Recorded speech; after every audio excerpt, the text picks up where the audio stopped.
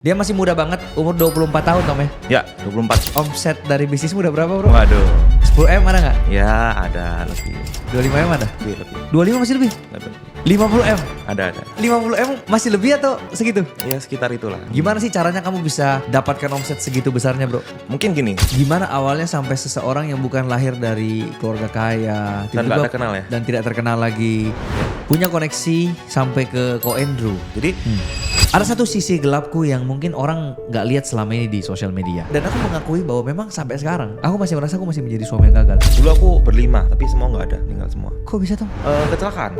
Terus waktu itu kami lagi jalan-jalan. Maksudnya naik mobil kalian berlima? Iya, naik mobil. Tabrakan gitu? Jadi kayak ada bus, terus dia waktu itu mau nyalip mobil, terus dia nggak lihat ada motor mogok, terus dia kira banting setir. Ini kan posisinya nabrak ini. Nah bagian kanan ini kan yang nyetir, yang tengah sama yang kanan kena semua. Ya gua di bagian kiri, sama gua di kiri. Nah itu aman. Sumpah? Gimana ceritanya Tom?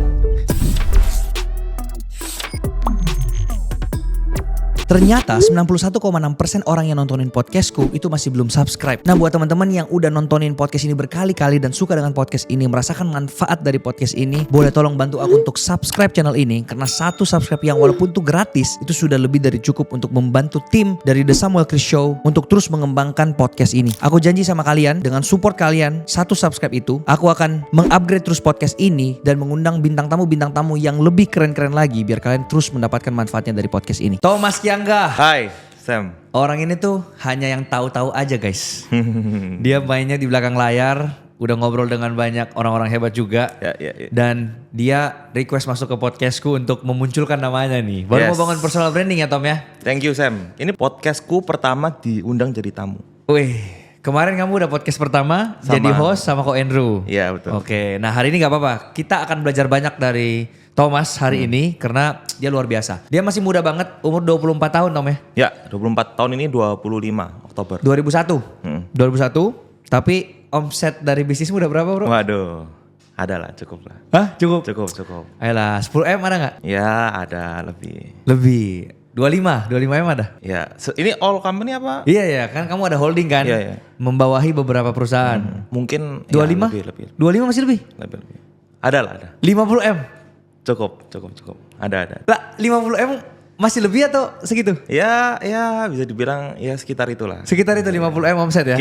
Kita asumsikan seperti itu. Per tahun itu ya? Iya, per tahun. Wow, luar biasa. Umur 24 tahun. Gimana sih caranya kamu bisa dapatkan omset segitu besarnya, bro? Mungkin gini, gue cerita dulu ya. Kayak gue tuh dapat segitu tuh bukan semua on my company, maksudnya under gue langsung gitu. Jadi memang gue ini kan, oke, mungkin teman-teman di sini udah ada yang tahu lah ya. Kayak gue lu juga tahu gue jalan clickbait agency gitu ya. Yeah. Gue bikin campaign viral gitu ya. Tapi sebenarnya itu ya, gue tuh sebenarnya backbone gue adalah venture builder gitu. Jadi gue holdingnya itu venture builder. Yes. Salah satu perusahaan yang lu jadi direkturnya adalah Clickbait. Yes, gue betul. Jadi direktur di holding sama Clickbait itu. Oke. Jadi mungkin omset jumbonya itu bisa happen karena gue banyak invest ke company gitu ya. Salah satunya Sifluencer. Oke, tunggu. Ini kita disclaimer dulu ya. Oh, karena orang ini kan nggak tahu nih kalau kamu invest di Sifluencer kan. Yeah. Jadi ceritanya gini, asal mulanya ya. Yeah. Awalnya Ko Andrew masuk ke Sifluencer. Yeah. Aku sebut aja lah ya 10% gitu kan. Yeah. 10% dia beli saham kita. And then tiba-tiba Thomas ini kan berpartner dengan Ko Andrew.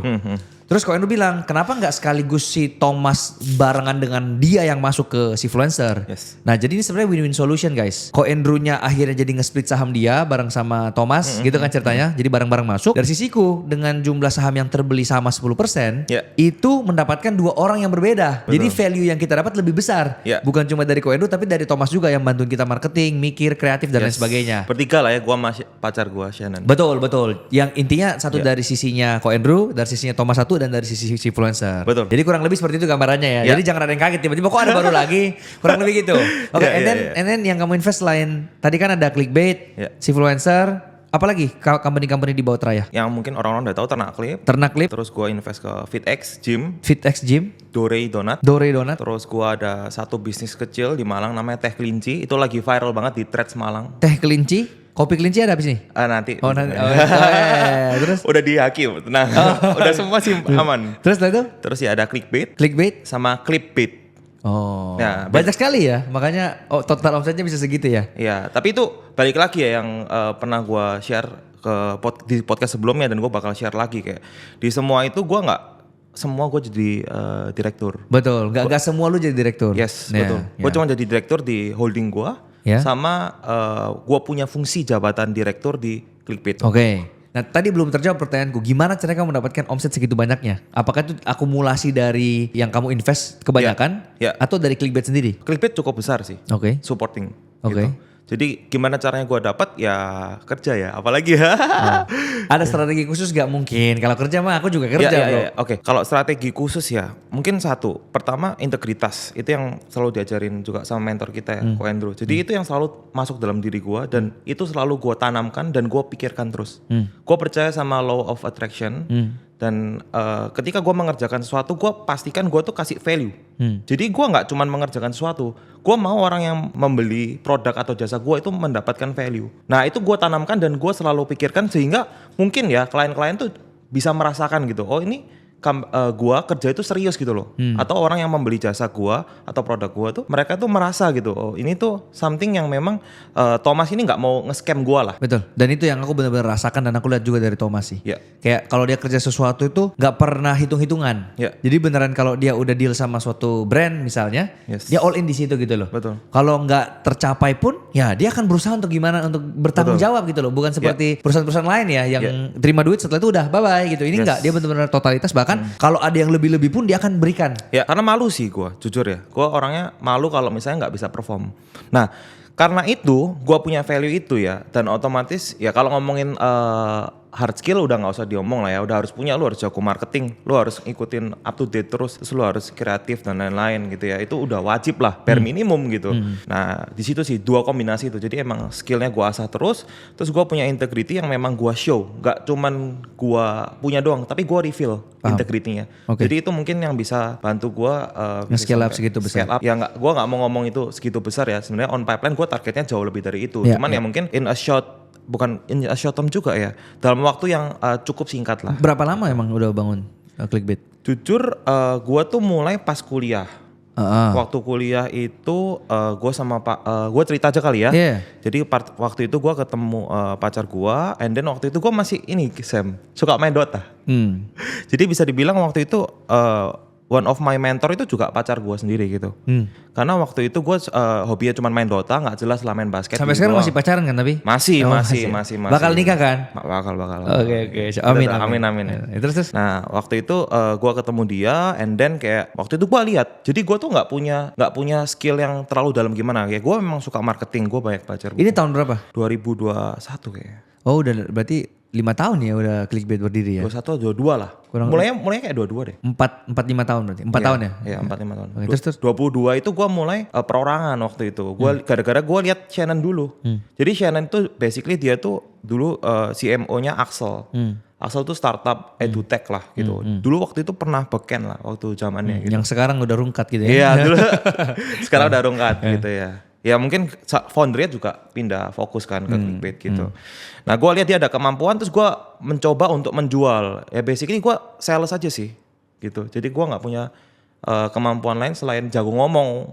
Ya waktu itu gue jualin, akhirnya jalan-jalan berkembang sampai di tahun 2023 gue dapat satu angel investor pertama gue. Nah dia orangnya cukup banyak lah membantu, berperan ya. Untuk membantu Clickbait, and then tahun 2024 akhir gue kenal Ko Andrew. Sampai akhirnya gue baru benar-benar di invest tuh 2025 tengah sih. Oke, sebelum kita bahas lebih lanjut tentang Ko Andrew gimana cara berpartner dengan kamu, berapa brand sih sekarang yang kamu udah pegang total di Clickbait, yang kamu bantuin marketingnya? Total tuh selama ini ya? Selama kamu berdiri? Mungkin ratusan sih. Ratusan brand? Dan itu brand-brand gede-gede semua ya? Enggak, awal-awal nggak mungkin gede, pasti dari UMKM Sam. Tapi sekarang udah mulai gede-gede brandnya masuk? Sekarang full corporate sih. Full corporate. Tapi ngomong-ngomong tentang investasi nih, kan kamu juga salah satu invest di Sifluencer kan? Ya. Kamu tuh invest di sini karena kamu disuruh sama Ko Andrew yang kayak, Tom, ayo invest aja nih. Atau memang dari kamunya juga serak invest ke kita, alasannya kenapa Tom? Oke. Ini juga sesuatu yang lu belum pernah denger sih Sam. Jadi ini menarik juga nih. Ada tisu gak? Aku siap-siap dulu. Jadi gini, of course first of all gue sangat menghormati dan yang ngikutin apa yang arahannya dari mentor kita ya, ada Ko Andrew gitu. Nah tapi pertama kali gue ditawarkan ya, waktu itu Ko Andrew yang nawarin. Waktu itu kaget banget sih jujur. Maksud gue ya nggak ada kepentingan, maksudnya buat apa gitu loh, kayak kan Ko Andrew udah masuk sendiri, buat apa ngasih ke gue, itu something yang gue pertama gue sangat ya hargai gitu loh. Gitu. Nah, dan waktu itu ada beberapa ada beberapa company yang ditawarkan dan faktanya nggak semua gue ambil. Gue juga ngelihat foundernya gitu sama bisnis modelnya. Jadi ya memang gue masuk ke Sifluencer bukan karena cuma disuruh Ko Andrew aja ya Sam ya. Tapi ya memang waktu itu kalau bisa dibilang ya Ko Andrew menawarkan dan gue ya langsung oke, siap, langsung gue mau. Karena ya gue lihat Samnya, gue lihat, gue percaya sama kalau invest ke sesuatu harus ke winners. Sama lah kayak orang-orang kripto ya, orang saham. Mereka selalu invest kemana? Ke winnersnya kan? Bener gak? Mereka selalu punya prinsip mau invest ke winners. Dan gue merasa Sifluencer ini buat industri content creator, untuk orang mau belajar jadi content creator atau pebisnis mau belajar bikin konten untuk marketing bisnisnya, ya nggak ada yang nama yang lain gitu. Ya winnersnya sekarang, dan winnersnya sekarang Sifluencer, Samuel Chris, dan berikutnya akan tetap Samuel Chris. Amin. Itu yang gue lihat gitu ya. Amin. Ya. Kita bentar lagi masuk ke education formal ya. Oh wow. Ya education formal, jadi kurikulum Sifluencer dibeli oleh universitas. Oh, wow. Dan segera kita akan hopefully 1 atau 2 tahun lagi kita ada S1-nya bener-bener untuk digital content ini. Tapi namanya, jurusannya apa kita masih belum tahu ya. Udah ada tapi yang kayak gitu, yang lain. Belum ada, kita bakal jadi pionir yang pertama. Masuk ke universitas. Masuk ke universitas. Gak ada pelatihan content creator lain bisa masukkan kurikulumnya ke lembaga formal. Ya ini juga salah satu yang gue lihat sih, kayak Sam, Joy, kan lu sama Joy ya. Itu ada sesuatu yang kayak lu itu bisa out of the box itu loh. Mikirin sampai gimana lu tuh serius mau gedein industrinya, gitu loh. Sampai lu mau masuk ke industri formal, which gue nggak lihat kreator lain ini kayak ini kan sebenarnya kan gue juga baru tahu ya. Sebelumnya kan lu mungkin cerita ya kayak activity lu, tapi kan nggak sampai detail ini, gue baru tahu nih sekarang. Ya menurut gue itu bulan 9 tahun ini 2026 udah fix 100% akan jalan di Medan dulu di universitas yang namanya bukan universitas, sekolah tinggi lah ya. Sekolah tinggi namanya Wilmar Business Indonesia. Oh mantap. Jadi 30% dari SKS mereka untuk lulus itu kurikulum Sifluencer. Jadi apapun jurusan yang kalian ambil di sana itu diwajibkan untuk belajar konten. Dan kita Indonesia nih. Harapannya gitu. Congrats man. Hopefully bisa masuk ke seluruh Indonesia. Thank you. Kita doain ya, kita tahun depan pengen masuk ke universitas negeri.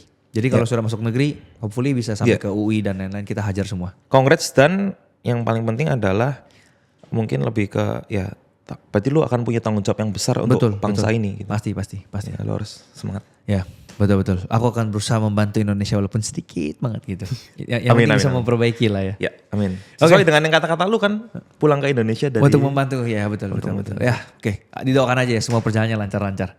Tom, anyway, kita balik ke awal mula gimana sih sampai kamu bisa berpartner sama Ko Andrew. Padahal kan kita tahu bersama muda banget nih si Thomas kan. Dan kayaknya kamu juga bukan lahir dari keluarga kaya kan Tom? Ya, betul.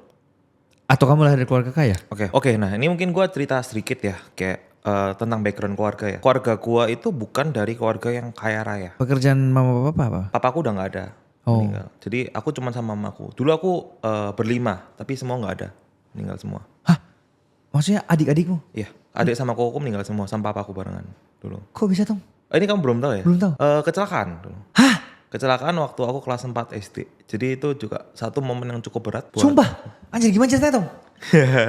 Ya waktu itu. Lu 5 bersaudara nih? Ya aku enggak, 3 bersaudara. 3 bersaudara? Sama mama papa. Berlima? Terus? Aku di tengah, anak tengah. Wah terus? Terus waktu itu kami lagi jalan-jalan ketika aku masih umur 10 kayaknya. Waktu itu ke Semarang. Terus ke Salatiga. Terus waktu itu mau papa lagi mau ngunjungin teman lamanya dia gitu. Teman lamanya dia, terus kami ngalamin accident lah di tengah jalan. Ada kejadian lah di tengah jalan. Maksudnya naik mobil kalian berlima? Iya, naik mobil. Itu siang-siang bro. Di tabrakan gitu? Ya tabrakan banteng gitu lah. Jadi kayak ada truk. Ya gue gak sebut nama, bukan truk sih, bus cukup gede busnya di Indonesia. Terus dia waktu itu mau nyalip mobil, terus dia gak lihat ada motor mogok. Terus dia kira banting setir. Terus nabrak gue dari depan kan. gini kan posisinya nabrak gini. Nah bagian kanan ini kan yang nyetir, yang tengah sama yang kanan kena semua. Ya gue di bagian kiri, mama gue di kiri. Nah itu aman. Survive. Bro, tapi kamu bener-bener luka-luka juga di situ dong? Waktu itu Rumah sakit dong? puji Tuhan enggak. Mamaku yang waktu itu sampai dijahit kepalanya separuh. Tapi aku enggak aman. Bro, gila ini aku baru tahu loh, sumpah. Oh baru tahu ya? Aku pikir kamu udah tahu. Damn.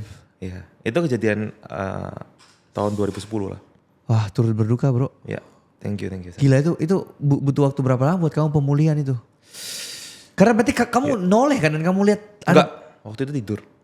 Tapi ya pas bangun kelihatan ya semua lagi kacau aja, messed up.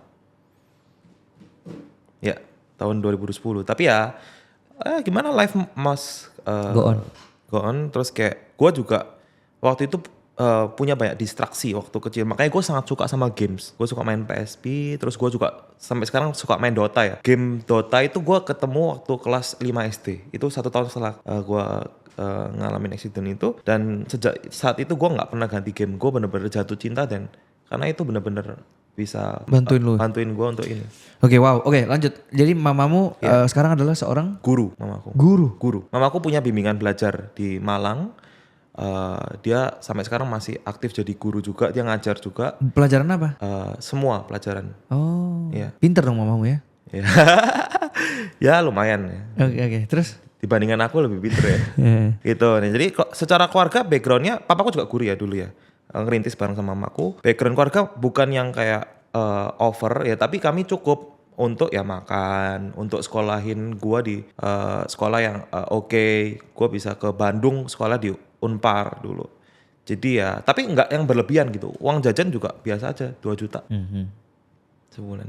Terus gimana awalnya sampai seseorang yang bukan lahir dari keluarga kaya Dan nggak terkenal ya? dan tidak terkenal lagi punya koneksi sampai ke Ko Andrew? Oke. Nah ini juga mungkin perlu gua ceritain karena waktu itu gua di podcast gua belum ceritain. Jadi pertama gua ketemu Ko Andrew. Ini mungkin buat teman-teman ngerti juga ya. Gue tuh bukan seseorang yang terkenal ya. Gue juga baru mau jadi terkenal. Enggak, sampai sekarang juga gak terkenal. Iya, habis ini kan baru mau jadi terkenal. Ini baru sekarang gitu. Gue udah ketemu dari tahun lalu. Habis ini keluar dari podcastku kamu terkenal. Amin. Banyak orang yang keluar dari podcastku tiba-tiba terkenal aja gitu. Siap. Jadi gue bukan orang yang terkenal. Gue cuman ya berbekal satu ya integrity sama ya memang hard skill gue gitu. Gue bener-bener ngedalamin sih tentang marketing, kreatif dan korelasinya ya antara kreatif dan marketing. Karena menurut gue itu two different things. Tapi awal mula perjumpaannya itu loh, siapa yang kenalin kayak gitu-gitunya? Ya ini gue bakal ceritain gitu. Jadi pertama gue tuh masuk ke malam-malam ya, gue tuh scrolling terus gue lihat ada Ko Andrew buka community namanya BBKA. Nah kalian bisa join. Oke. BBKA. Bermula dari situ. Itu free kan? Free tapi orang harus isi form kan? Itu setelah gue buat. Oh lu yang buat sistemnya seru. Gue yang bikin sistemnya. Jadi pertama kali gue masuk, gue tuh kan ya anak yang gue memiliki kemampuan untuk menganalisa sebuah situasi ya. Pas itu gue lihat sih kayak apa customer journey-nya dia lah ya.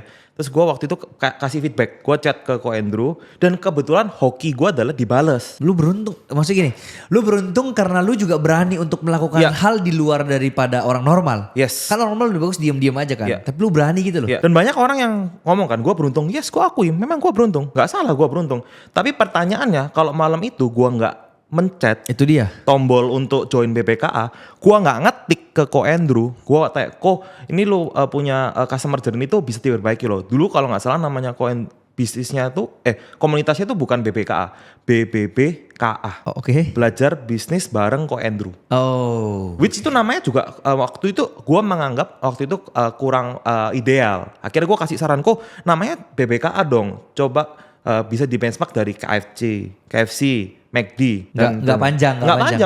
Lu inget BBBKA itu susah banget. Nah gue kasih masukan itu, terus gue kasih masukan di customer journey. Makanya yang lu bilang harus isi form dan lain-lain. Itu hasil gue ngide waktu itu. Nah gue kasih ke Ko Andrew, terus Ko Andrew bilang waktu itu ke gue, nggak ada budget, jangan minta duit. Nah waktu itu gue bilang, ya gue nggak minta budget. Ko kalau misalnya ini bagus dan bisa membantu kamu, kita jadi temen, kita kenalan gitu ya. Tapi kalau misalnya nggak bagus, nggak apa-apa, aku nggak perlu bayar gitu. Nah setelah gue bikin dengan reasonnya macam-macam gitu ya, nah itu akhirnya Ko Andrew oke, gue disuruh datang ke kantor. Gue pikir bakal ketemu Ko Andrew kan. Ternyata enggak.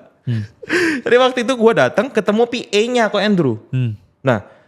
Nah ini juga satu hal yang menarik ya. Mungkin kalau misalnya orang udah bikin kayak gitu tuh disuruh ketemu PA-nya doang, belum tentu mau. Betul. Gue memilih untuk datang. Iya. Nggak apa-apa aku memang mau ngasih value gitu loh. Nah gue datang, gue ngobrol sama PA, gue jelasin tuh loh kayak ini kayak marketing tuh kayak gini, kamu harus lakuin kayak gini, ini kamu bisa manfaatin. Nah waktu itu simple Sam, hitungannya gini, yang waktu itu daftar ke BBK tuh 10.000 orang. Gue cuman mikir gini, gue benchmark dari programnya XL Future Leaders, SLFL gitu ya. Terus kalau misalnya ada satu orang yang setiap orang yang join disuruh ngepost story, otomatis ada berapa banyak nanti yang jadi penontonnya? 10.000 kali berapa followersnya mereka? Misalnya followersnya anggap 100 aja udah 1 juta. Dan orang itu punya tendensi untuk FOMO loh.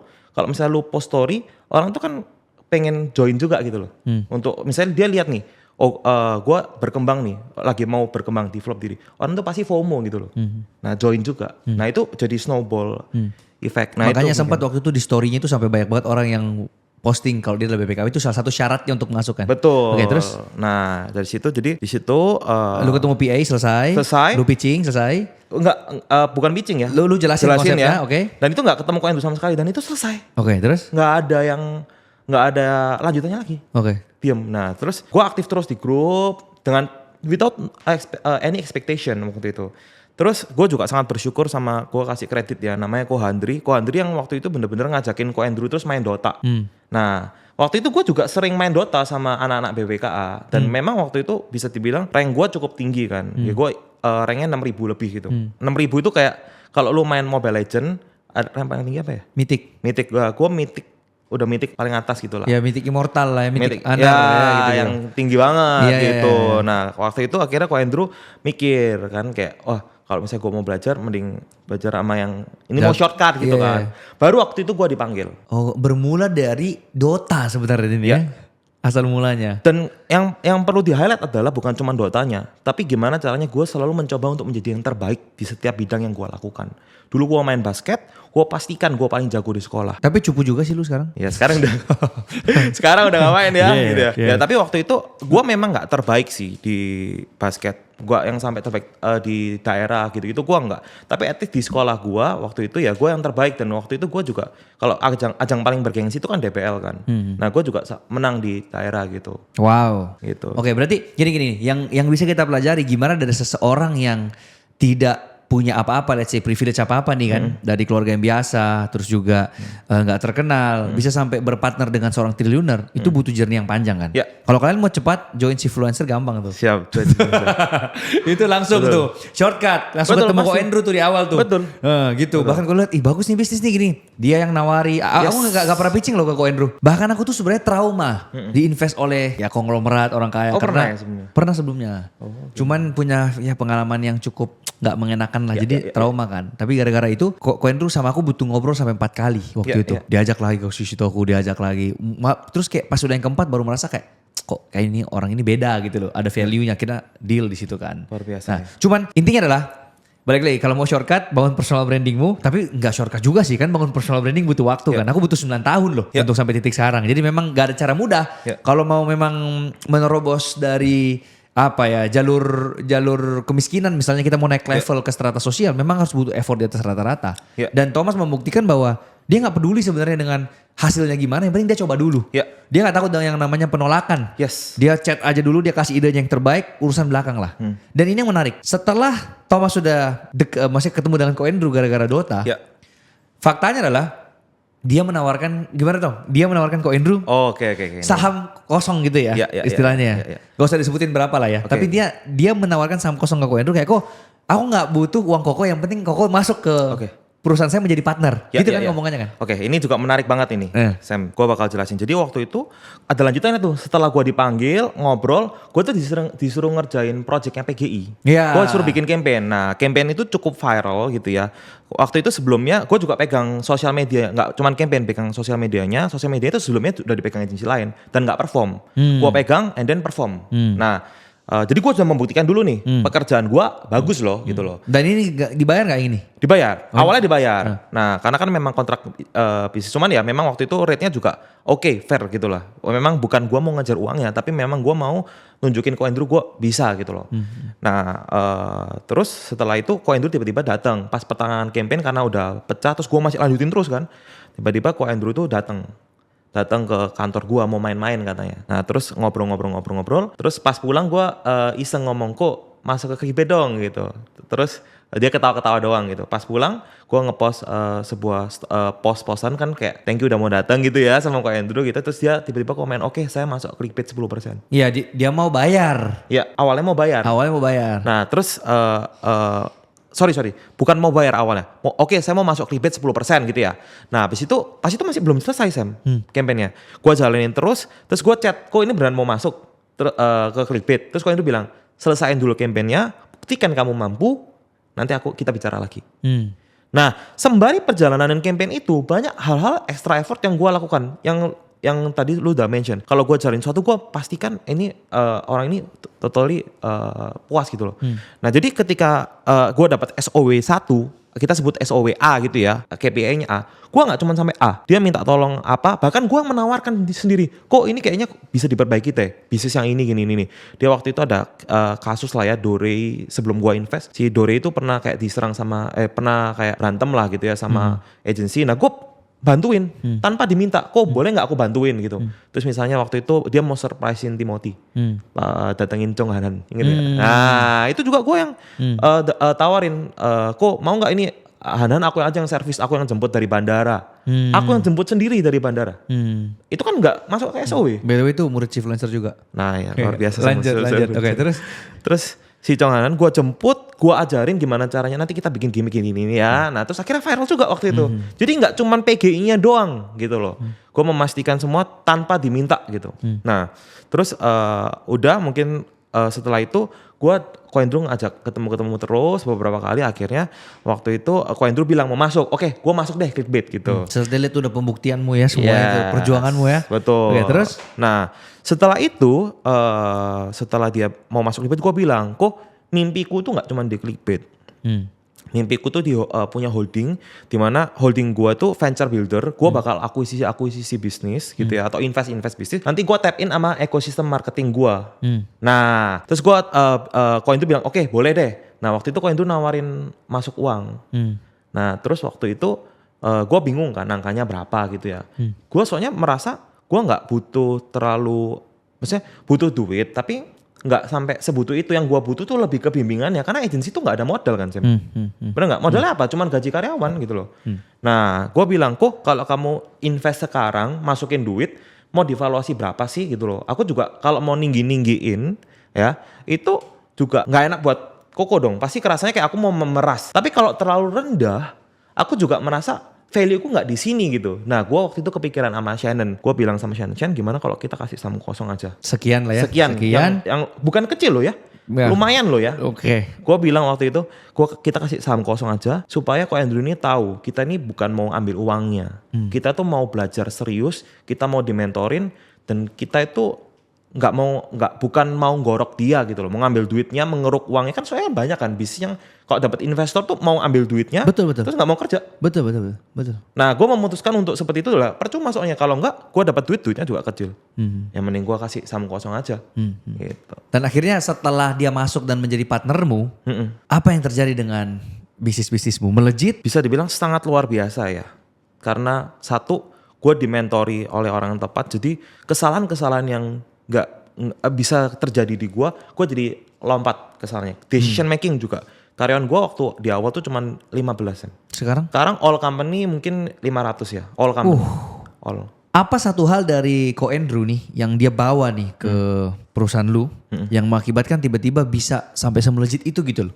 Yeah. Value apa yang dia tanamkan atau apa hal yang lu pelajarin atau apapun itulah yang membuat tiba-tiba boom. Oke, harus satu atau boleh beberapa, mau sampai 1000 juga. Oke. Enggak, cukup. Mungkin ada beberapa, mungkin 2 sampai 3 lah ya. Yeah. Yang pertama, itu yang selalu diajarkan ke gue integritas. Harga mati. Itu nomor 1. Jadi gue selalu diajarkan gimana yang gue sempat cerita ke lu, kayak ya value. Jangan cuma mau uangnya doang gitu loh. Lu jangan kerja itu cuma mau ambil uang. Lu pastikan orang itu seneng gitu loh. Kayak PGI contohnya ya. PGI itu loh, semua orang yang datang itu surveinya 90% merasa sangat terbantu karena mereka nggak bisa ke Itu tim gue tuh. Sumpah PGI dulu dia. Dia pakai PGI, dia gadaikan motornya untuk kerja di Civluencer. Gila loh. Alumni PGI. Alumni PGI tapi udah lunas, ditebus kembali motornya. Iya. Jadi gini, Ko Andrew itu memastikan orang yang datang itu ya menerima manfaat gitu loh. Mereka terima kasih loh. Mereka kalau nggak bisa di PGI mau pinjam duit kemana gitu. Ke bank nggak ada apa-apa, mau pinjam kemana gitu loh. Nah sama kayak gua. Nah itu satu, jadi integritas. Value. Oke. Kedua. Lalu yang kedua itu adalah ini ya mungkin cara kita membaca orang. Gimana Nah, tuh? Itu sebenarnya gue nggak bisa ceritain terlalu teknis, terlalu detail ya. Intinya adalah gue sangat diajarkan di berbagai case yang gue alami dan gue lalui gitu ya, untuk membaca apa maksud dia. Terus kayak gimana caranya kita, misalnya ada orang yang sedang meninggikan diri ya. Terus kita memposisikan diri harus seperti apa, menggunakan kata-kata seperti apa. Itu sangat penting. Nah itu yang selalu diajarin ke gue. Tom, dia selalu bilang, Tom kalau misalnya gue ada ilmu nih. Kalau misalnya lu ketemu orang kayak gini, lu harus kayak gini. Nah ini gue gak bisa ceritain ya, makanya gue bilangnya gini sama gini. Karena banyak banget nih. Nanti kita mungkin bisa bahas di sesi lainnya yang lebih detail ya. Intinya kayak gitu sih. Nah itu yang kedua, cara membaca orang. Dan yang ketiga ini juga yang penting banget ya. Itu adalah melihat bahwa setiap manusia ini punya logical dan reasoning masing-masing, sehingga gua itu ketika menghadapi sebuah permasalahan itu gua bisa lebih berpikir untuk oh ya masuk akal ya dia berpikir seperti ini. Lebih punya rasa toleransi yang tinggi gitu loh. Jadi misalnya gua ada karyawan ya, ini gua cerita juga ada beberapa satu case di belakangan saat ini, karyawan gua ada yang beberapa gitu bilang gitu kayak lebih ini ke Shannon sih, ke Shannon bilang gini. Lebih enak kalau misalnya misalnya nggak ada bos di kantor gitu lah istilahnya. Nah terus waktu itu Shannon itu kesel banget. Gue juga sempat kesel. Maksudnya karyawan bilang kayak gitu? Tapi nggak ngomong langsung. Denger lah ada yang ngomong gitu. Tahu dari mana kamu tapi? Lewat-lewat aja kabar? Ada yang ngomong kan, kita kan selalu coba check up kan ke perusahaan kita, kondisinya gimana, apa yang kita bisa improve ya. Supaya lebih positif lah lingkungannya. Nah, karena kita udah ngerasa kok kayaknya agak turun nih, itu ada demotivasi. Nah, terus ada yang ngomong lebih enak nggak ada bosnya di kantor gitu. Nah, terus waktu itu awalnya pertama juga kecewa dan sedih. Tapi waktu itu gue langsung kepikiran, Sam, kalau misalnya lu ke SMA dulu ya, atau ke SD, SMP pas kuliah, lu pernah nggak suatu saat tiba-tiba dosen lu nggak datang terus? Ya happy kan? Iya. And then gue langsung recall memori itu. Gue ngomong ke Shen, kamu dulu pas kuliah pernah gini gak? Dosen gak masuk? Pernah, terus gimana? Ya seneng. Nah, apa bedanya sama sekarang? Itu yang gue bilang. Jadi wajar. Orang karyawan ngomong gitu ya wajar. Nah sekarang kewajaran itu terjadi, maksudnya tapi tidak dibiarkan ya. Ya oke, kalau gitu berarti mungkin kurang dekat hubungannya dan lain-lain. Kita perbaiki, tapi at least emosi negatifnya dihilangin dulu gitu loh. Nah itu yang Ko Andrew ajarin selalu. Jadi lu jangan negatif, lu pikir semuanya itu ya normal-normal aja. Kecuali ya memang dia kayak mencuri atau nipu, nah itu nggak bisa. Tapi yang lain-lain ya banyak yang harus toleransinya ditingkatkan sih. Paham. Tapi kalau di Civluencer ini pas aku sama Joy gak masuk, mereka sedih. Oh gitu ya, luar biasa. Iya, mereka nangis loh. Kayak, duh mana ya Ko Sam sama Ko Joy kok gak masuk kantor ya kan? Nah itu bukti. Ya luar biasa berarti, mungkin udah bagus gitu ya. Enggak, dia takut dipecat aja. Enggak bercanda. Oke, aku juga mau sharing sih tentang maksudnya Ko Andrew ya. Karena aku kan lumayan sering ngobrol dengan dia juga lah as a founder, dan dia kan investor kan di kita. Dan semenjak dia masuk ke Civluencer juga grow-nya kenceng banget. Luar biasa. 2025 itu kita 10 kali pertumbuhan dari omset, dan perusahaan kita tuh bertumbuh 10 kali semenjak Ko Andrew masuk gitu kan. Karena dia buat sistem kayak gini Tom. Dia bilang nilai evaluasinya itu aku nggak mau kalau pakai nilai evaluasi kemarin tahun lalu. Karena kecil banget buat kamu nih. Kan kamu baru merintis dan dia tahu kan bahwa tahun pertama pasti kecil lah. Nah dia kasih kita sebuah motivasi yang secara gak langsung. Jadi dia bilang gini, evaluasimu itu ditentukan dari kamu perform atau enggaknya dari perusahaan ini selama 2 tahun ke depan. Jadi dia bilang saya masuk sekarang gak apa-apa. Tapi saya suntik uang itu saya bagi 2 nanti. Setelah tahun pertama dan setelah tahun kedua. Luar biasa itu dihitung berdasarkan performance company-mu dikali 2,5 kali dia bilang. Nah itulah nilai valuasimu tahun pertama dan valuasi tahun kedua. Wah aku denger itu jadi semangat dong sama Joy dong kayak. Oh kerja keras Kerja ini keras ya. nih. Iya. Tapi logikanya juga sebenarnya make sense sih. Karena kan kalau selama 2 tahun itu aku udah bekerja keras. Masa di tahun ketiga aku mau malas-malasan. Iya betul. Habitnya udah terbentuk loh. Yes. Sedangkan kalau memang tidak perform dari tahun pertama sama tahun kedua. Dari sisi Koendro juga gak rugi. Ya. Jadi aku berpikir ini fair banget dan ini sebuah struktur yang aku nggak bisa terpikir sampai ke sana, tapi Koendro bisa berpikir. Kungfunya itu. Kungfunya itu dan kalau ditanya apa satu hal dari Koendro yang benar-benar membantu banget perusahaan ini, aku nggak bisa ngomong di sini. Bukan karena aku nggak mau share ya, tapi karena aku mau share pun aku juga bingung mau share-nya gimana. Dia punya pemikiran yang aneh gitu loh, aneh dan aku nggak mungkin kepikiran sampai ke sana. Unik ya. Unik. pemikirannya. Contoh gini aja, ini yang paling dekat aja deh. Ini aku inget ya, paling dekat. Contoh kemarin lah, aku habis makan steak sama dia kan yang makan siang itu di The Age. Ya. Dia tanya aku pertanyaan simpel kayak gini, Sam. Kan bukumu ini sudah 5 kan, mau masuk Gramedia kan. Itu kira-kira kamu bagi sama Gramedianya berapa? Terus aku bilang sama Koendro gini, oh kayaknya 10-15%. Langsung dia bilangin, malas tanya kamu, aku tanya Joy aja lah. Karena kalau tanya kamu juga nggak tahu kamu. Kayaknya doang. Nebak-nebak doang, kalau nebak-nebak mah aku juga bisa. Mending tanya Joy. Loh, ini tuh mungkin terdengar simple bagi beberapa orang, kayak mungkin ini kayak sesuatu frasa atau kalimat yang mungkin tidak ada artinya buat orang. Tapi bagiku tuh ada makna yang dalam loh.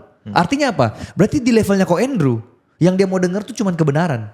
Ya. Dia nggak mau mendengarkan sebuah yang kayak asumsi atau yang kayak kata orang. Dia nggak mau. Pokoknya kalau dia ngomong sama kamu dan kamu bilang kayak kayaknya, dia udah kayak malas ngomong sama orang. Aku mau kebenarannya berapa persen gitu loh.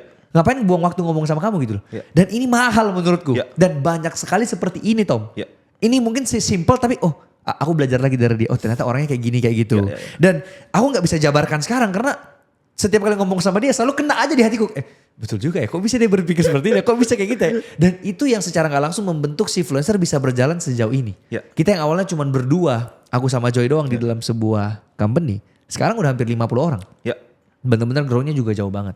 Dan itulah yang membuat kita punya privilege lah ketika ada sosok seperti Koendro ada di tim kita tuh kayak gitu.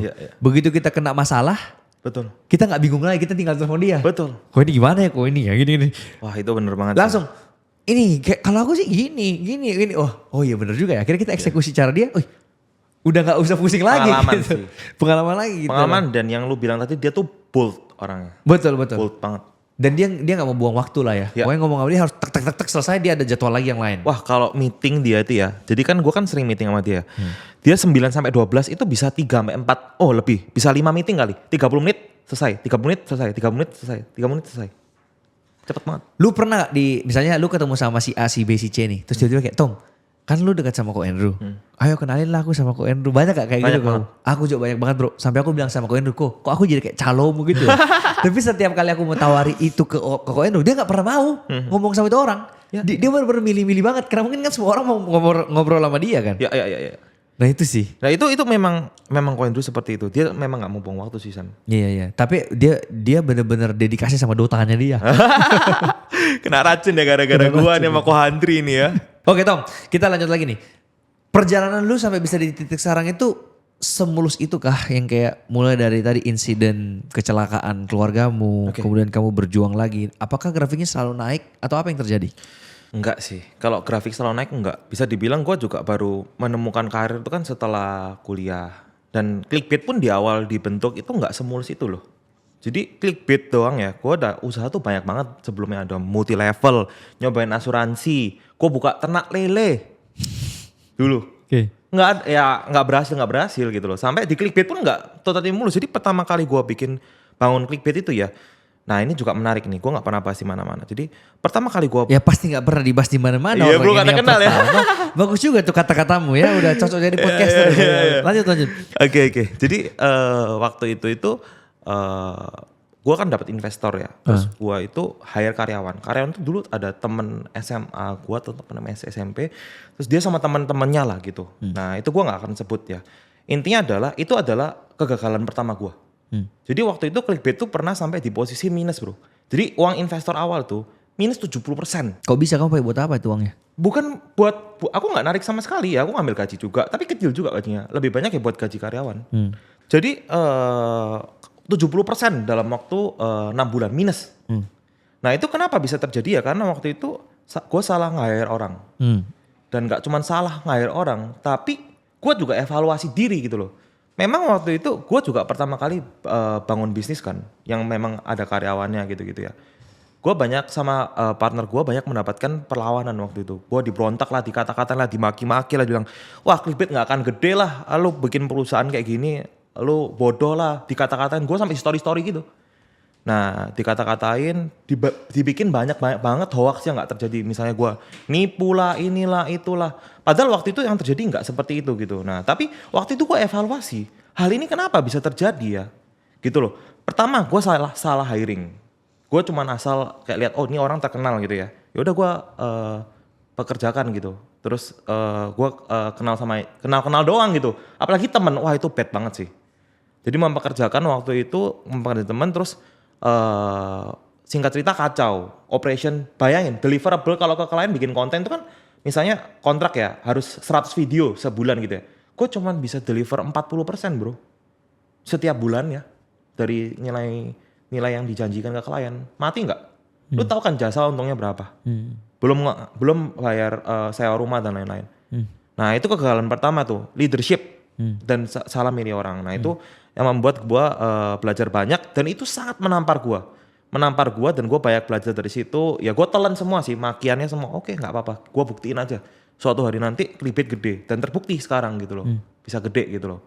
Nah jadi itu juga, nah ini bagus juga, gue mau share ya buat teman-teman. Kalau misalnya kalian dengar makian dan lain-lain ya itu kalian makan aja. Anggapnya tainya kalian makan aja gitu loh. Kalau misalnya kalian bisa berubah ya dalam hidup kalian, misalnya kalian terima tainya, kalian makan terus kalian berubah, yang untung kalian kok gitu.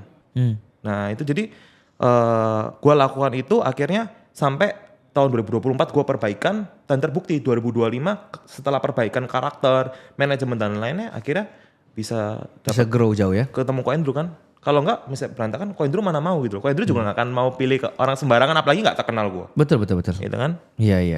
Oke Tom, ini ada yang menarik lagi yang gue mau angkat nih. Jadi kan lu berpartner tadi lu bilang sama pacar kan. Sama Shannon kan ya. Tentu ini bukan hal yang mudah berpartner bisnis dengan pasangan real gitu pacaran. Karena jujur aja aku gak bisa sama Vanessa. Udah pernah dicoba. Kayak waktu itu kan memang pada saat aku pacaran sama Vanessa dia masih kuliah. Begitu sudah lulus dari kuliah, aku bilang udahlah kamu jadi orang finance-ku aja. Kan pikiranku cewek pasti cocok sama finance kan. Tapi itu salah juga sih, gak semua cewek bisa finance.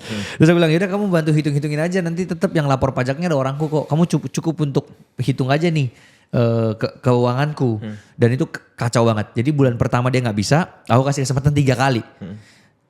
Kesempatan kedua gak bisa, ketiga gak bisa, langsung aku cut. Berarti dia gak bisa nih kerja bareng aku nih gitu kan. Karena aku juga gak tahu dia mau kerja apa lagi sama aku kan. Akhirnya aku bilang gini, yaudah kamu gak usah kerja apa-apa. Kamu di rumah aja nonton Netflix, terserah kamu mau ngapain, aku biayain kamu dah. Pokoknya kayak gitu. Akhirnya beneran bro. Di awal-awal tuh dia beneran gak ada kerja, pengangguran, bener-bener pengangguran bro. Bener-bener setiap bulan aku yang biayain dan lain sebagainya. Pokoknya dia bener-bener gak ngapa-ngapain. Ya kan? Tapi sekarang setelah aku memberikan dia kebebasan buat explore, dia bisa mencari sana sini bro. Akhirnya dia menemukan bro. Dan itu kebahagiaan tersendiri bagi aku seorang suami yang melihat istriku bisa berdiri di kakinya sendiri. Iya, luar biasa. Gila bro, dia baru mungkin 2-3 bulan aja. Dan kondisinya dia sekarang lagi lagi hamil. Bisa kayak gitu luar biasa sih. Masih Venet ya. Masih bener-bener kerja gitu dan pokoknya dia gacor lah. Jadi aku bener-bener happy banget sama dia juga. Tapi ujung-ujungnya yang aku mau sampaikan sini adalah akhirnya aku sendiri di Influencer dan semua lah yang aku kerjakan. Dia sendiri di namanya Perak Hoki. Dan berhasil juga kan? Emas Hoki dan berhasil juga sendiri. Nah kenapa kita gak bisa bersatu nih di dalam satu company? Karena pernah waktu itu kita coba ya. Kalau misalnya kita lagi berantem as a couple, itu akan terbawa sampai ke pekerjaan bro. Iya kan? Aneh rasanya. Kayak lagi ngambek-ngambekan. Tiba-tiba harus meeting sama klien atau apa gitu kan aneh banget bro. Gimana caranya lu bisa menghandle, maksudnya kayak lu udah berpartner sama Shannon berapa lama? 3-4 tahun ya. Lu 3-4 tahun partner bisnis tapi sekaligus juga menjadi pacar lu. Gimana tuh akhirnya kayak bisa match gitu karena gak gampang dan gua aja gak bisa. Oke. Nah sebelum gua jawab ya, ini mungkin tadi gua mau sedikit menambahkan ya. Jadi sebenarnya mungkin lu sama Venet, bukan Venetnya gak bisa finance. Mungkin ya, gua gak tahu sih. Dan kebanyakan yang setahu gue ya banyak cewek yang teliti kan. Cewek itu teliti biasanya. Memang makanya bener juga lu bilang kayak biasanya cewek itu teliti ya kalau finance gitu ya. Makanya mereka cocok gitu ya. Bisa jadi Nah ini mindsetnya bukan cuma tentang finance doang ya, tapi semua gitu ya, semua. Gue punya karyawan, belum tentu memang dia nggak bisa, tapi memang belum tentu dia cocok aja sama karakternya, belum tentu match gitu ya. Betul. Bisa jadi dia bisa finance gitu, tapi memang nggak cocok aja gitu. Nah itu mindset penting tuh gitu. Nah terus yang selanjutnya, gimana caranya gue bisa pacaran sama Shannon, tapi tetap bisa jalan company gitu ya. Itu luar biasa susah. Bocor dulu ya. Jadi gue nggak mau nggak mau ngomong kayak nggak bisa dulu nih. Gue maksudnya nggak mau ngomong gampang dulu. Itu susah ya, minta ampun. Dan gue kalau misalnya disuruh pilih dari awal lagi, apakah gue partner apa enggak? Gue jawabnya, gue tetap mau. Wis. Luar biasa. Jedak-jedak dulu guys. Karena gini, kayak apa yang gue lakukan sama dia, gue tuh sering berantem. Kalau sampai ketemu meeting ya profesional di atas. Jadi pakai topi istilahnya. Itu susah banget sih tapi. Harus bisa lepas topinya. Karena emosionalnya itu kan berat pak. Ya. Lu bayangin, jangan kan itu. Kita misalnya di rumah nih lagi berantem. Mau ke gereja nih. Ya kan? Di gereja itu sudah aneh rasanya. Gitu loh. Apalagi lu harus meeting. Itu kan pasti mengganggu pikiran, mengganggu semuanya. Cukup mengganggu tapi mau dipelajari. Dipelajarinya gimana dijalani. Nah gue menjalani itu emang sering banget berantem Sam. Dari awal bahkan sampai sekarang masih sering berantem kok gitu ya. Bahkan sampai sering banget kejadian misalnya gue kelepasan gitu. Kayak menunjukkan ketidaksenangan gue atau Shannon juga menunjukkan ketidaksenangannya di depan tim karyawan Wah, gitu. Itu kan gak boleh kan harusnya. Betul. Nah itu sometimes happen dan kami mengevaluasi gitu loh. Ya kayak misalnya contohnya kemarin baru kemarin malam nih. Kejadiannya adalah gue itu agak kesel lah waktu itu. Terus ada dia sempat ngomong ke gua kayak lu kalau misalnya mau berantem jangan di depan orang-orang gitu. Naik aja kering langsung kita UFC ya. Nah itu dipelajari ya. Gua evaluasi, gua dikasih masukan akhirnya ya gua telan dia juga gitu ya. Dipelajari ya diusahain terus sambil berjalan waktu gitu. Dan memang karena gua orangnya sama dia sama-sama clingy ya. Gitu, jadi kayak sering bareng banget jadi ya gua nggak bosen sih. Gua merasa kalau Shannon gua nggak tahu. Gua merasa ya gua jadinya kayak pacaran tiap hari kan. Itu positifnya. Ya tapi sisi negatifnya lu gak bisa kabur dari, misalnya lu berantem lu gak bisa kabur ketemu dia lagi. Kayak lu gak bisa refresh gitu loh. Tapi job desk-nya kan beda. Oh jadi salah satu kuncinya untuk ini bisa bertahan langsung dipisah aja job desk-nya. Dan lu gak boleh sentuh dia gak boleh sentuh lu. Iya itu gue pelajari juga dari awal. Dulu awal tuh jadi satu, kreatif jadi satu, marketing jadi satu, bisnis jadi satu, semua jadi satu. Kan leader gak bisa ada dua, cuma bisa ada satu. Betul. Akhirnya gue memutuskan ya udah operation, creativity dipegang Shannon, gue megang bisnis, gue megang HR, gue megang finance. Sama gue ya pegang PI sama PGI di bawah gue. Tapi jangan salah, gue megang 5 ini kelihatannya lebih banyak. Tapi ini yang paling pusing. Yang satu ini yang paling pusing, operation gitu. Jadi ya dipisah job desk-nya. Jadi kalau berantem juga gak akan ketemu. Orang di kantor juga jarang ketemu kok. Iya. Tapi intinya yang bisa dipelajari dari sini berat guys. Jadi gak usah lah ya kalau bisa gak usah. Karena tidak semua orang mampu seperti itu. Aku pun gak mampu. Gitu sih ya. Cuman ya bener sih kalau aku sama Joy juga kan. Beda yang kita kerjakan lah. Aku benar-benar fokus pada marketingnya banget. Joey benar-benar fokus pada operasional, tech, finance, ya kan? Iya. Nah jadi ya kita harus bagi tugas sih. Karena kalau begitu aku in charge ke bagiannya dia, pasti aku punya banyak pikiran-pikiran sendiri yang bisa mengganggu dia. Begitupun dia kalau masuk ke aku juga apaan sih ikut-ikut gitu loh. Jadi ujung-ujungnya juga pasti akan chaos. Jadi udah saling percaya aja gitu loh. Selama kita jalan satu sama lain gitu sih. Keren. Tom, kedepannya kamu goalnya mau bawa kemana sih? Oke, bisnis atau hidup? Bisnis. Bisnis otomatis ya ngegedein Traya sama Clickbait dan gue juga gini. Kan Traya kan harusnya kan fokus untuk ngegedein anak-anak yang lainnya kan. Mungkin nanti konsolidasi antara anak perusahaannya. Konsolidasi apa ya? Bahasa mudahnya ya. Di match satu sama lain. Iya, menggabungkan kekuatan lah ya. Karena memang kan visi gue adalah Clickbait ini harus bisa supporting anak-anak perusahaan gue. Tapi sekarang belum bisa. Kenapa? Karena ya belum siap untuk dikonsolidasi gitu. Paham. Jadi nanti ke depan ke arah sana sih. Kalau goal hidup? Nikah dulu lah ya.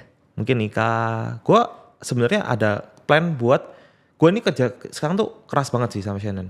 Jadi kayak pagi sampai. Pagi lagi? Subuh pagi ya. Maksudnya ya. Pagi subuh gitu. Nah terus gue ada plan mau ini juga ngestop sih. Nge-stop maksudnya bukan nggak kerja, tapi Slowing down. slowing yang normal aja gitu. Jadi Iya, misalnya iya, kerjanya pagi sampai Malam aja. sore. Iya. Nah, ngikutin ko Andrew. Iya. Itu plan goal di hidupnya, untuk punya balance hidup ya. Iya, balance hidup sih. Sekarang nggak balance banget. Tapi begitu lu punya keluarga, lu nikah dan punya anak, itu semuanya akan terjadi dengan otomatis. Ya. Karena gua pun yang dulunya seperti lu nih bener-bener workaholic banget, bisa kerja sampai jam 3 subuh. Begitu punya istri, Nggak bisa ya. itu beda rasanya bro. Kayak lu nggak mungkin tinggalin dia. Kayak contoh besok lah ini tanggal merah bro, hari Kamis. Gue tetap podcast bro, besok gue tetap datang ke kantor syuting, tetap kerja gitu loh. Dan posisinya istri gue lagi hamil gitu kan. Jadi ada sesuatu yang memang harus dikorbankan sih pastinya kan untuk mencapai titik tertentu. Tapi begitu lu masuk ke pernikahan harusnya itu bisa membantu untuk slowing down dikit ya. Tergantung lagi dari orangnya masing-masing sih. Dan memang plannya adalah ketika nikah, Shannon tuh udah ngomong ke gue cuman Tom, gue kalau udah nikah gue maunya cuman jadi ibu rumah tangga. Gue mau spend waktu sama anak gue, ya lu yang kerja lah. Dia udah ngomong gitu? Udah. Kalau Fanat beda sih. Oh gitu ya? Dia malah pengen kerja malah pada saat dia gak mau cuma jadi ibu rumah tangga doang, karena mungkin awalnya udah jadi benar-benar gak ngapa-ngapain kan. Jadi begitu sekarang dia baru punya bisnis, baru memulai babak baru di hidupnya, jadi lebih happy dia sekarang. Dan itu berat loh jadi Venet. Dan Iya, dia pastinya. bisa punya lagi kondisi hamil, jalanin bisnis, apalagi nanti punya anak dan masih mikirin bisnis. Luar biasa sih Venet. Betul. Ini ada satu pertanyaan terakhir Tom, yang aku pengen tanyain ke kamu dan menurutku ini belum pernah aku tanyain juga kemana-mana sih. Ini pertama kali aku tanya ke Thomas nih. Jadi gini pertanyaannya, hidup ini kan gak mungkin sempurna. Aku banyak banget kekuranganku, kamu juga banyak banget kekuranganmu.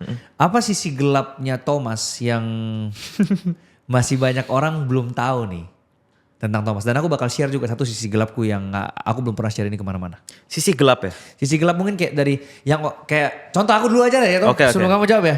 Jadi gini guys, ada satu sisi gelapku yang mungkin orang gak lihat selama ini di sosial media. Mungkin banyak orang yang melihat kayak, wah Sam enak banget ya hidupnya ya. Bener-bener punya pemasukan yang segini. Terus juga keluarganya bisa kayak begini, happy dan lain-lain harmonis. Tapi ada satu fakta yang menurutku orang banyak gak tahu, yaitu aku tuh merasa gagal menjadi seorang suami. Sampai hari ini. Sampai hari ini. Dan Fana tahu, istriku tahu bahwa aku punya feeling seperti ini. Karena aku tuh bener-bener ketemu sama istriku tuh jarang banget Tom.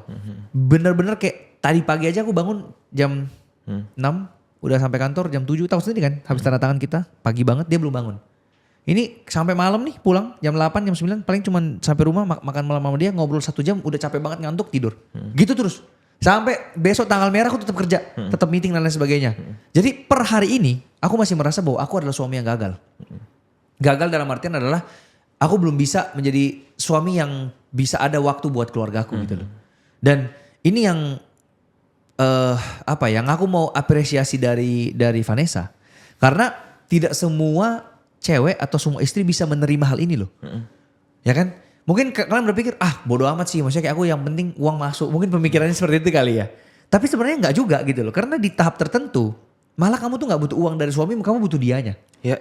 Bahkan ada satu titik di mana Fanat itu selama dia mengandung ya 9 bulan ini, dia gak pernah sekalipun punya gejala mengandung. Dia gak mual, dia gak sakit-sakitan, dia benar-benar kuat banget. Orang bilangnya hamil kebo lah, benar-benar kuat banget. Tapi dia gak ngidam juga, tiba-tiba mau ke Eropa, dia gak pernah bilang kayak gitu. Tapi ada satu momen di bulan ke-7 atau bulan ke-8 aku lupa, dia bilang gini sama aku, Sam, aku ngidam satu hal tiba-tiba. Aku mau kamu di sini temenin aku. Itu pas dia ngomong kayak gitu bro. Mau nangis ya? Sedih banget rasanya dia ngomong kayak gitu. Dan di momen itu aku gak wujudin lagi. Gak bisa, karena bener-bener di hari itu tuh full jadwalku. Sampai seminggu, ini sampai minggu depan aku udah fullin. Lu bayangin, cowok gila mana. Ini aku buka aja sini ya. Tanggal 20 sampai tanggal 26 Mei, aku bakal berangkat ke Eropa. Ya. Aku gak bisa sebut karena apa, pokoknya ada kerjaan yang penting banget bagi aku. Dan dokter sudah mengestimasikan bahwa anakmu ini bisa lahir di tanggal 23 ke atas. Aku posisi masih di Eropa Tom. Ya. Itu gila banget Pak. Maksudnya kayak anakku udah mau lahir anak pertama. Aku masih pergi ke Eropa buat kerja. Terus gimana Venet? Ya dia dengan berat hati mengiyakan aku buat pergi. Tapi aku rasa ini tidak dipunyai oleh semua cewek loh. Kamu kalau jadi cewek mau gak kamu suamimu pergi di momen kamu ada chance buat lahir di hari itu? Iya pasti sedih banget ya. Sedih banget tapi itulah hebatnya dia gitu loh. Dan aku mengakui bahwa memang sampai sekarang aku masih merasa aku masih menjadi suami yang gagal. Dan ini yang aku mau share buat teman-teman bahwa tidak semua yang kalian lihat di media sosial itu Ya. Sesempurna itu gitu loh. Aku juga dengan penuh banyak kekuranganku masih berusaha untuk memperbaiki diri sebagai seorang suami. Dan aku selalu ngomong sama dia berkali-kali bahwa kasih aku waktu 1-2 tahun lagi untuk bener-bener ada di titik dimana aku bakal spend waktu sama keluarga banyak banget. Karena siapa juga sih yang mau kerja kayak gini Tom? Siapa gitu loh. Kalau aku disuruh pilih aku juga pengen bangun siang, pengen spend waktu sama keluarga gitu kan. Tapi di titik sekarang aku gak bisa. Deep banget ini ya. Deep banget ini kayak bener-bener sesuatu yang belum pernah aku share sih. Yes. Tolong diklip nanti Tom ya. Ya jadi menurutku bener-bener itu sisi gelap gue Tom yang mungkin masih banyak orang yang belum tahu. Tapi itu tetap bisa, maksudnya yang satu yang gue apresiasi adalah relation kalian ya masih oke. Dan kalian lu menyadari hal itu. Menurut gue itu juga kesadaran itu dan lu berusaha kan. Aku selalu berusaha, pokoknya setiap kali ada hari anniversary, pokoknya aku seberusaha mungkin. Aku sampai beli Lego, walaupun tidak selesai-selesai sampai sekarang. Karena setiap kali kita coba susun cuma sedikit, lanjutannya itu minggu depan lagi. Tapi at least I tried lah, kayak bener-bener beli barang yang untuk bonding, temenin dia ngobrol. Cuman aku pernah di satu titik Tom, capek banget kan pulang kerja. Tapi aku punya keinginan yang kuat buat ngobrol sama dia Tom. Aku ngobrol sampai aku ketiduran Tom. Udah setengah sadar gitu masih ngobrol. Tapi aku paksain terus diriku gitu loh. Tapi gak bisa gitu loh. Dan aku ngerasa dia juga pasti sadar bahwa aku mau ngobrol sama orang ini. Tapi kok dia pikirannya kemana gitu kan juga gak enak kan. Ngobrol kayak gitu kan. Ya tapi aku berusaha lah untuk tetap memperbaiki setiap hari. Ya itu juga mungkin, itu sisi lu ya. Oke, mungkin dari gua ya. Apa ya sisi, mungkin sebenarnya gini sih. Dari yang lu ceritakan itu ada satu hal yang bisa kita petik bersama. Memang butuh pengorbanan. Ada sesuatu yang dikorbankan. Dan memang bisa dibilang gue juga mengalami hal itu sih. Mirip-mirip sih. Tapi kalau lu kan ke Venet. Mungkin gini sih. Gue itu kan hidup sama mama gue. Cuman berdua. Mama gue itu juga waktu kejadian pertama kali papa gue gak ada itu. Dia sangat bekerja keras karena perusahaan harus diselamatkan kan. Bimbingan belajarnya harus diselamatkan. Dia gak banyak waktu spend waktu sama gue. Gue tuh hidup banyak sendiri dan lain-lain. Tapi dia tuh berusaha banget gitu untuk masih nemenin gue, ngasih gue value-value, karakter, leadership gitu-gitu. Nah mungkin sisi gelap gue adalah ya mirip sama lu sih. Gue juga merasa gagal sampai saat ini ya. Kayak bayangin gue hilang dari gue umur 19 ya berarti ya. Ketika gue mau kuliah. Terus COVID ya gue balik Malang. Terus ya ketemu terus gue ngilang lagi kan ke Bandung sama ke Jakarta. Gue hilang berapa tahun dan mama gue hidup sendiri. Wah, Dan dia sendiri dan dia memang sangat kuat kan kehidupan gerejanya gitu. Jadi ya agamanya cukup kuat. Jadi ya itu kegagalan yang juga gue rasakan sih. Jadi gue nggak bisa spend waktu sama mama gue gitu. Kenapa mamamu gak dibawa ke Jakarta? Itu gue sudah sering encourage sih. Udah beberapa kali lah, cuman mungkin karena dia ada satu hal lain, misalnya keluarga di Malang semua, terus aktivitas gerejanya dia juga masih di Malang, terus dia juga mungkin, ini juga yang gue ceritakan ya, gue tuh orangnya keras, sangat keras, gue tuh punya bisa dibilang pendirian gue kalau A ya A, gue harus dipatahkan dulu, baru gue bisa berubah. Dan nyokap gue, mama gue tuh sering kali sedih sama hal itu, jadi dia sering banget ngasih gue masukan.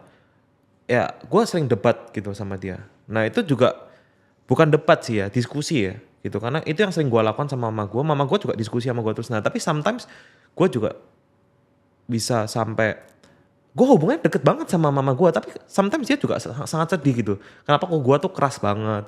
Terus waktunya juga tinggal sedikit.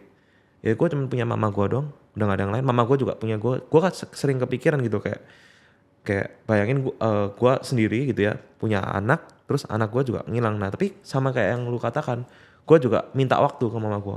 Gue bilang, Ma ini kenapa kok panggilanku Akyang kalau di rumah. Kenapa kok Akyang ini kerja pengen ngejar ini. Karena aku pengen nanti di umur sekian aku udah slow down, aku bisa fokus sama keluargaku, relationshipku sama mama gitu. Tapi menurutku bro, itu pemikiran yang maksudnya, aku juga kayak gitu kan. Cuman tetap kita harus mengusahakan sih, karena kita nggak tahu waktu Tuhan kapan kan. Betul. Jadi jangan sampai ketika sebelum kita mencapai apa yang kita impikan dan ternyata orang yang kita sayangi udah nggak ada, itu benar-benar kita akan menyesal sampai seumur hidup sih bro. Ya. Itu yang selalu aku pikirkan juga. Itu jadi itu juga aku sering banget kepikiran. Nah aku juga mengusahakannya adalah ya seseringnya pulang ke Malang. Ada apa gue pulang Malang, ada apa gue pulang Malang. Jadi setahun mungkin 1 quarter bisa sekali lah.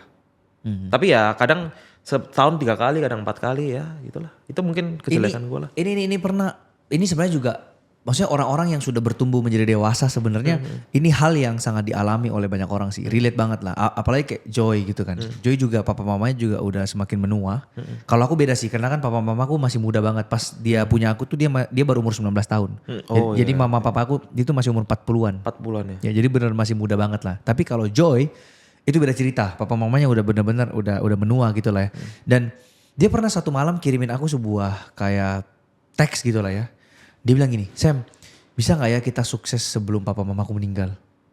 Aku baca itu bro, runtuh aku kayak, aneh banget gila ini orang malam-malam gak ada apa-apa tiba-tiba ngomong kayak gitu. Berarti dia lagi run through sesuatu lah. Makanya dia di tahun ini dia decide buat merayakan bareng keluarganya kan. And aku appreciate banget itu karena memang 9 tahun terakhir Raya ini selalu sama aku. Berarti kalau sama aku dia gak pernah sama keluarganya dong. Jadi ini momen ya walaupun gak genap si istriku 10 tahun berturut-turut sama dia ulang tahun. Tapi itu menurutku pilihan yang sangat-sangat bijak. Dan selalu ada yang dikorbankan ya. Betul. Mau ya. Betul, makanya hidup ini nggak mungkin sempurna gitu loh. Ketika kamu mau mencapai sesuatu atau membuat sesuatu pasti ada yang dikorbankan. Dan dia pernah satu kirimin quote saya ke aku kayak, kamu tuh bukan ketemu keluargamu itu setahun sekali. Dia bilang kayak gitu. Pokoknya adalah quote saya gitu, aku lupa exactly gimana. Tapi dia bilang gini, kamu ketemu keluargamu tuh tinggal 10 kali lagi. Paham gak maksudnya apa? Dalam banget sih itu. Karena berarti saking kamu jarangnya ketemu keluargamu, berarti sekali ketemu itu kan setahun. Iya. Berarti 10 kali lagi kamu ketemu sama keluargamu. Bisa dihitung jari loh, itu serem banget. Wah, sedih banget ya. Sedih banget. Pas kamu tahu kayak seperti ini kan jadi kayak lebih yang kayak aduh gimana ya gitu. Di satu sisi kita di Jakarta, apalagi Joy kan bener-bener di jauh gitu loh. Aku juga merantau di sini. Tapi sedih banget the fact that kamu bener-bener tahu bahwa kamu ketemu keluargamu tinggal 10 kali. 10 tahun. Nah dari sini berarti kita bisa belajar sih bahwa ya ketika kita melihat kehidupan seseorang itu sukses, ya pasti ada hal yang dia korbankan gitu loh. Dan bukan berarti ketika secara finansial dia sukses, berarti dia udah lebih jago dari semua orang. Karena biasa aja mungkin ada orang yang finansialnya biasa aja, tapi dia benar-benar sukses di dalam keluarganya. Dia punya waktu buat keluarga yang dimana hal ini tuh gak dipunyai oleh orang-orang yang seperti aku misalnya. Dan gak kelihatan kan itu. Gak kelihatan, bener. Jadi ya bersyukurlah dengan hidupmu, apapun yang kamu punya sekarang itu jangan banding-bandingin sama orang lain lah. Karena masing-masing kita punya sisi gelap yang pastinya gak akan ditunjukkan di media sosial. Dan itu mungkin juga jadi pengingat ya. Buat teman-teman lain yang kalian yang merasa kalian udah berhasil, udah sukses. Jangan meninggikan diri jangan sombong. Bener. Bisa jadi kalian mengorbankan sesuatu yang orang lain gak korbankan dan orang lain tuh sukses di sana, membahagiakan orang tuanya. Jadi menurut gue tiap orang ada partnya masing-masing dan itu jadi pengingat ya. Jadi jangan sombong. Ya. Hopefully dari podcast ini kita bisa, aku gak expect sih kita berjalan sejauh ini dan sedip ini. Ini kayak salah satu podcast paling deepku ya. Salah satu podcast paling deepku. Tapi well semoga mereka yang menonton ini bisa mempelajari banyak hal dari Sintom. Yang negatif-negatifnya dibuang aja. Yang positifnya kalian ambil.